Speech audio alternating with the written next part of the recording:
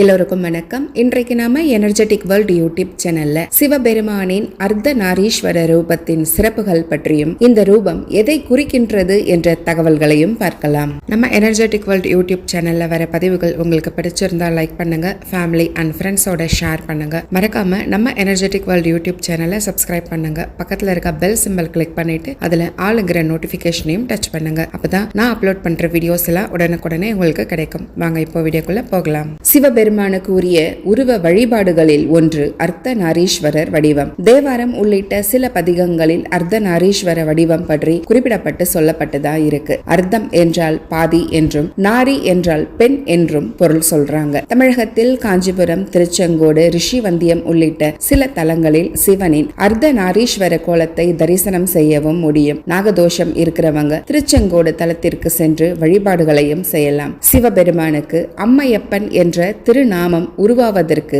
அர்த்த நாரீஸ்வர ரூபமே காரணம் என்று சொல்லப்படுது. உமை ஒரு பாகன், கௌரீஸ்வரர் உள்ளிட்ட பெயர்களும் அர்த்த நாரீஸ்வரரை குறிப்பதுதான். அர்த்த நாரீஸ்வரரை தொடர்ந்து வணங்கிக்கிட்டே வந்தா பிரிந்தவர்கள் ஒன்று சேர்வார்கள் என்பதும் நம்பிக்கை. தான் என்ற அகம்பாவமும் சிவனின் இந்த வடிவத்தை வணங்கினால் நீங்கும் என்பதும் ஐதீகமாக சொல்லப்படுது. சிவபெருமானின் பலவிதமான ரூபங்களில் ஒன்று அர்த்த நாரீஸ்வரர் ரூபம். அதாவது ஆண் பாதி பெண் பாதி என்று வலது பாகத்தில் சிவனும் இடது பாகத்தில் பராசக்தியும் இணைந்த வடிவம் இது. சிவபெருமான் தென்கிழக்கு ஆசியாவின் சில பகுதிகளிலும் இந்தியாவில் மிக சில இடங்களில் உள்ள கோவில்களில் மட்டுமே அர்த்த நாரீஸ்வர ரூபத்தோடு காட்சியும் தராரு. இது சிவபெருமானின் மிகவும் தனித்துவமான ரூபம்னு சொல்றாங்க. இந்த ரூபத்தை தரிசனம் செய்வதால் மாய உலகில் இருந்து விடுதலையும் கிடைக்குமாம். சிவனும் பார்வதியும் இணைந்த வடிவமே அர்த்த நாரீஸ்வர வடிவம். அர்த்த நாரீஸ்வரர் என்ற சொல்லுக்கு பாதி பெண் ஆகிய இறைவன் என்பதுதான் பொருள். பெண்மையின் அண்டம் மற்றும்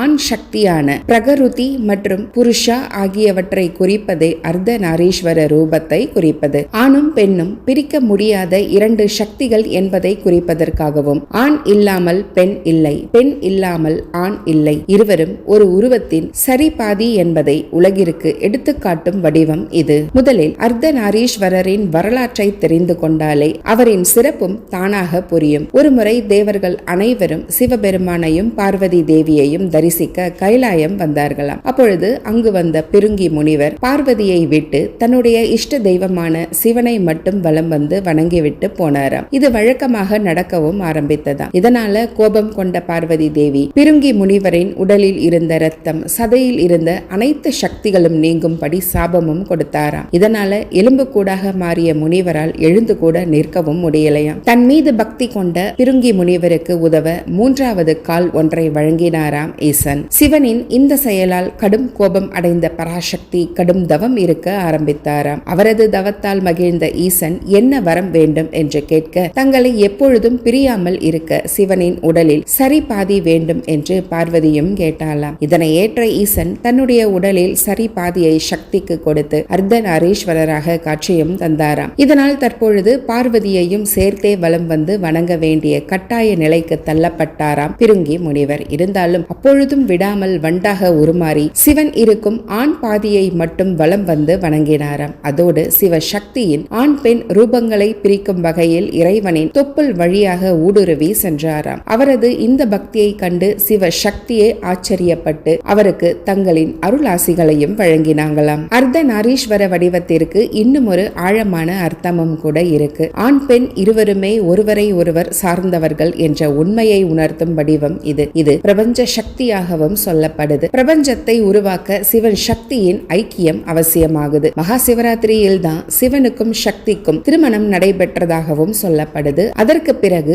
அர்த்த நாரீஸ்வர வடிவம் தோன்றி பிரபஞ்சம் உருவாக்கப்பட்டதாக புராணங்களும் சொல்லுது. அர்த்த நாரீஸ்வர வடிவம் காமத்தின் அடையாளமாகவும் சொல்லப்படுது. இனப்பெருக்கத்திற்கு இது தேவையான ஒன்று என்ற கருத்துகளும் கூட இருக்கு. அர்த்த நாரீஸ்வர வடிவம் என்பது எல்லா ஆற்றல்களும் நிறைந்த முழுமையின் வடிவம் என்றும் சொல்லப்படுது. இருவரும் ஒருவர் ஒரே வடிவம் என்ற முழுமை நிலையை உலகிற்கு எடுத்துரைக்கவே அர்த்த நாரீஸ்வர வடிவம் ஈசனால் எடுக்கப்பட்டதாம். ஆணும் பெண்ணும் ஒருவருக்கு ஒருவர் முழுமையானவர்கள் மட்டுமே, போட்டியாளர்கள் கிடையாது. இந்த புரிதலை உலகிற்கு ஏற்படுத்த இறைவனை தன்னுடைய உடலில் பாதியை சக்திக்கு கொடுத்து சக்தி இல்லாமல் சிவனே கிடையாது என்பதையும் உணர்த்துகின்றார். சிவனின் அர்த்த நாரீஸ்வர வடிவத்தை வணங்கினாலே கணவன் மனைவி ஒற்றுமை உண்டாகும். பிரிந்தவர்கள் மீண்டும் ஒன்று சேர்வார்கள். மனதில் நிறைவு, நிம்மதி ஏற்படும் என்ற தகவலோடு இந்த பதிவையும் நிறைவும் செய்றேன். இந்த பதிவு உங்களுக்கு பிடிச்சிருந்தா நம்ம வீடியோக்கு ஒரு லைக் போடுங்க.